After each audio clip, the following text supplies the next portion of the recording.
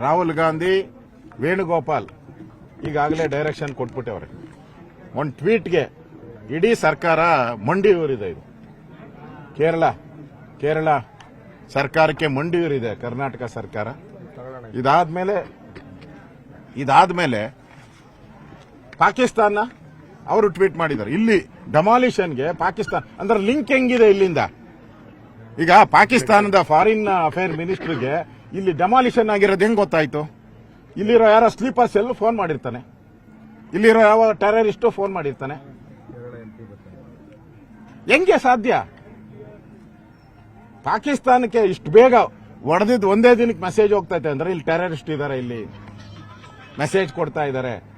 ಕೇರಳದ MP ಬರ್ತಾನೆ ಒಬ್ಬ, ಯಾರೋ ಮುಸ್ಲಿಂ, ಮೊದಲು ಅರೆಸ್ಟ್ ಮಾಡಬೇಕಾಗಿತ್ತು ಅವ್ರನ್ನ. ಅವನ್ನ ಅರೆಸ್ಟ್ ಮಾಡಿ ಜೈಲೊಳಗೆ ಹಾಕ್ಬೇಕಾಗಿತ್ತು. ಯಾಕೆ ಹಾಕಿಲ್ಲ ಸರ್ಕಾರ? ಕೇರಳದಲ್ಲಿ ಎಲೆಕ್ಷನ್ ನಡೀತಾ ಇದೆ. ಎಲೆಕ್ಷನ್ಗೋಸ್ಕರ ಕರ್ನಾಟಕವನ್ನ ಬಲಿ ಕೊಡ್ತಾ ಇದ್ದಾರೆ ಕಾಂಗ್ರೆಸ್ ಅವರು. ಇಲ್ಲಿ ಮುಖ್ಯಮಂತ್ರಿಗಳು ಇವತ್ತು ಕೇರಳಕ್ಕೆ ಹೋಗಿ ಕೇರಳ ಸಿಎಂ ಭೇಟಿ ಮಾಡಿದ್ದಾರೆ, ವೇದಿಕೆ ಹಂಚಿಕೊಂಡಿದ್ದಾರೆ. ನಾಚಿಕೆ ಆಗಬೇಕು ಮುಖ್ಯಮಂತ್ರಿಗೆ.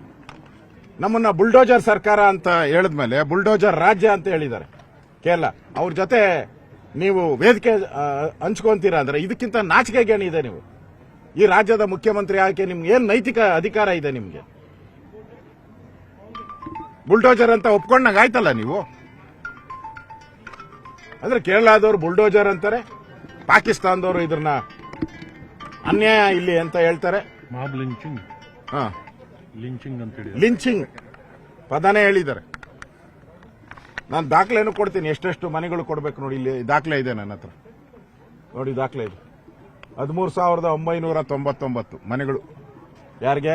ಫ್ಲಡ್ ಆಗಿ ಮಳೆ ಬಂದು ಮನೆ ಬಿದ್ದೋದವ್ರಿಗೆ. ಇಲ್ಲಿದೆ ನೋಡಿ. ಇವ್ರು ಕೊಡಕ್ಕೆ ಯೋಗ್ಯತೆ ಇಲ್ಲ ನಿಮಗೆ. ಇವ್ರು ಮನೆ ಕಳ್ಕೊಂಡು ಬೀದಿಯಲ್ಲಿದ್ದಾರೆ, ಮರದ ಕೆಳಗಡೆ ವಾಸ ಮಾಡ್ತಾ ಇದ್ದಾರೆ. ಅವ್ರಿಗೆ ಕರೆಂಟು ಇಲ್ಲ, ಏನೂ ಇಲ್ಲ, ಊಟನೂ ಇಲ್ಲ. ನೋಡಿ ಇಲ್ಲಿ ಊಟ ರೆಡಿ ಆಗಿದೆ, ಅವಾಗ ಎಲ್ಲ ಕರೆಂಟ್. ನಮ್ಮ KEB ಅಧಿಕಾರಿಗಳು ಎಲ್ಲಿದ್ದಾರೆ? ಮಾನ ಮರ್ಯಾದೆ ಇದೆಯಾ KEB ಅಧಿಕಾರಿಗಳಿಗೆ, ಬೆಸ್ಕಾಂ ಅಧಿಕಾರಿಗಳಿಗೆ? ನಾಚಿಕೆ ಆಗಲ್ವಾ ನಿಮಗೆ? ಮನುಷ್ಯತ್ವ ಇಲ್ಲ ಅನ್ರಿ ನೀವು? ಈ ಲೈನ್ ಹೇಳ್ಕೊಡ್ತೀರಲ್ಲ, ಇದು ಪ್ಲಾಸ್ಟಿಕ್ ಲೈನ್ ಹೇಳ್ಕೊಟ್ಟಿದ್ದೀರಾ. ನಮ್ಮ ಮನೆ ಮುಂದೆ ನಮಗೆ ಪ್ಲಾಸ್ಟಿಕ್ ಲೈನ್ ಇಲ್ಲ, ಕಂಬಗಳು ಹಾಕಿ ನೋಡಿ ನಡ್ಕೊಟ್ಟಿದ್ದಾರೆ. ನಾಚಿಕೆ ಆಗಲ್ವಾ? ಇಲ್ಲ, ಇದನ್ನು ಬಾಂಗ್ಲಾದೇಶದಿಂದ ತಂದ್ರ ಅವರು. ಮೀಟರ್ ಹಾಕಿದ್ದೀರಾ? ನಿಮ್ ಯೋಗ್ಯತೆಗೆ ಅಷ್ಟು ಬೆಂಕಿ ಇಕ್ಕಿದ್ರು ಬೆಸ್ಕಾಂ ಅವರು. ನಾಚಿಕೆ ಆಗಲ್ವಾ ನಿಮ್ಗೆ? ಮೀಟರ್ ಹಾಕಿಲ್ಲ. ಇಲ್ಲಿ ಏನಾನ ಅನಾಹುತ ಆದ್ರೆ, ಬೆಂಕಿ ಅನಾಹುತ ಆಗಿ ಸತ್ತರೆ ತಿರುಗಿದ್ರು ಇಂಟರ್ನ್ಯಾಷನಲ್ ನ್ಯೂಸ್. ಕಾಂಪೋಸಿಷನ್ ಎಲ್ಲರಿಗೂ ಅವಾಗ ಡಿಮ್ಯಾಂಡ್ ಮಾಡ್ತಾರೆ. 1 ಕೋಟಿ ಕೊಡಿ, 2 ಕೋಟಿ ಕೊಡಿ ಅಂತ ಎಲ್ಲ ಡಿಮ್ಯಾಂಡ್ ಮಾಡ್ತಾರೆ. ಎಲ್ಲ ಕಡೆ ಇನ್ಸುಲೇಷನ್ ಇಲ್ಲ, ಎಳೆದ್ಬಿಟ್ಟು ಲೈನ್ ಹೊಟ್ಟೋಗಿದ್ದಾರೆ ಬೆಸ್ಕಾಂ ಅವರು. ನಾಚಿಕೆ ಆಗಬೇಕು ಬೆಸ್ಕಾಂ ಅವ್ರಿಗೆ. ಒಂಚೂರು ಬಿಲ್ಡಿಂಗ್ ವೈಲೇಷನ್ ಇದ್ರೆ ಡೆಮಾಲಿಷನ್ ಅಂತಾರೆ. ಯಾರೋ ಪಾಪ ತಹಸೀಲ್ದಾರೋ ಯಾರೋ ನಮ್ಮ ಕಸ ವಿಲೇವರಿ ಡೆಮಾಲಿಷನ್ ಮಾಡಿ ಸರ್ಕಾರದ ವಶಕ್ಕೆ ತೆಗೆದುಕೊಂಡ್ರೆ ನೀವು ಅವ್ರ ಮೇಲೆ ಕ್ರಮ ಮಾಡ್ತೀರಾ? ಅವ್ರಿಗೆ ಅವಾಜ್ಗಳು ಬಿಡ್ತೀರಾ ನೀವು? ಯಾವ ಅಧಿಕಾರಿ? ಇನ್ಮೇಲೆ ಕರ್ನಾಟಕದಲ್ಲಿ ನೀವು ಡೆಮಾಲಿಷನ್ ಮಾಡಿ, ನಿಮ್ ಯೋಗ್ಯತೆ ಇದ್ರೆ ನೋಡೋಣ. ಸರ್ಕಾರ ನಿಮ್ಗೆ ಮಾಡ್ರಿ ನೋಡೋಣ. ಇದೊಂದು ಮಾನದಂಡ ಆಗ್ಬಿಟ್ರೆ, ಇಡೀ ರಾಜ್ಯದಲ್ಲಿ ಇದೊಂದು ಮಾನದಂಡ ಆಗ್ಬಿಟ್ರೆ ಇನ್ಮೇಲೆ ಎಲ್ಲಿ ಯಾವ ಮುಖ ಇಟ್ಕೊಂಡು ಡೆಮಾಲಿಷನ್ ಮಾಡ್ತೀರಾ? ನಾನು ಜಿಲ್ಲಾಧಿಕಾರಿ ಕೇಳಿದೆ, ಎಷ್ಟು ಡೆಮಾಲಿಷನ್ ಮಾಡಿದೀರಾ ಅಂತ. 40 ಏರಿಯಾಗಳಲ್ಲಿ ಡೆಮಾಲಿಷನ್ ಮಾಡಿದ್ದೀರಿ ಅಂತ ಹೇಳ್ತಾರೆ. 150ರಿಂದ 200 ಎಕರೆ ಡೆಮಾಲಿಷನ್ ಮಾಡಿದಿರಿ ಅಂತೀರ. ಇನ್ನೆಲ್ಲಿ ಮಾಡ್ತೀರಾ? ಅವ್ರಿಗೆಲ್ಲ ಮನೆ ಕಟ್ಕೊಡ್ತೀರಾ ನೀವು? ಅವರೆಲ್ಲ ಕನ್ನಡಿಗರು.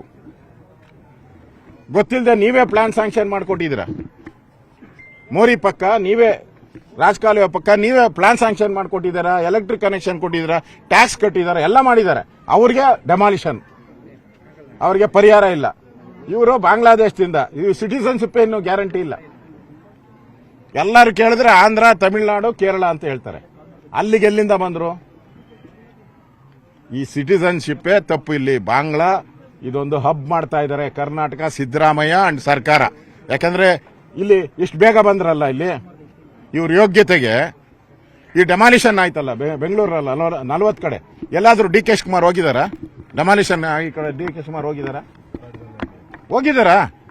ಕಾಡ್ಗೊಂಡಳ್ಳಿಯಲ್ಲಿ ಹೋಗಿದಾರಾ? ಗೊರಗುಂಟೆಪಾಳ್ಯ ಹೋಗಿದ್ದೀರಾ?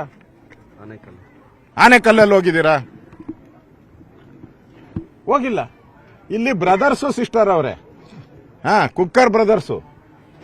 ಓಡೋಡಿ ಬಂದ್ಬಿಟ್ರು. ಇದು ಹತ್ತಾರಲ್ಲ ಏನೋ ಹಸು ಕರು ಹತ್ರ ಓಡ್ಬತ್ತಲ್ಲಪ್ಪ, ತಾಯಿ ಹತ್ರ ಕರು ಓಡೋಡಿ ಬರ್ತದಂತೆ, ಹಂಗ ಓಡೋಡಿ ಬಂದ್ಬಿಟ್ರು. ಯಾಕೆ?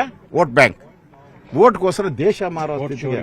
ವೋಟ್ ಚೋರಿ ಇದು ಇವರೇ ಮಾಡ್ತಾ ಇರೋದು, ನಾವಲ್ಲ.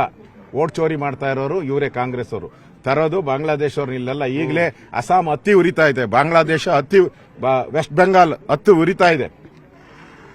ಅದರಲ್ಲಿ ಕರ್ನಾಟಕವನ್ನು ಕೂಡ ಆ ಸ್ಥಿತಿಗೆ ತರುವಂತ ಪ್ರಯತ್ನವನ್ನ ಇಲ್ಲಿನ ಕಾಂಗ್ರೆಸ್ ಸರ್ಕಾರ ಮಾಡ್ತಾ ಇದೆ. ಇದು ನಾವು ಇದನ್ನ ಕೂಡಲೇ ಇವರ ಸಿಟಿಸನ್ಶಿಪ್ ಅನ್ನ ತನಿಖೆ ಮಾಡೋದಕ್ಕೆ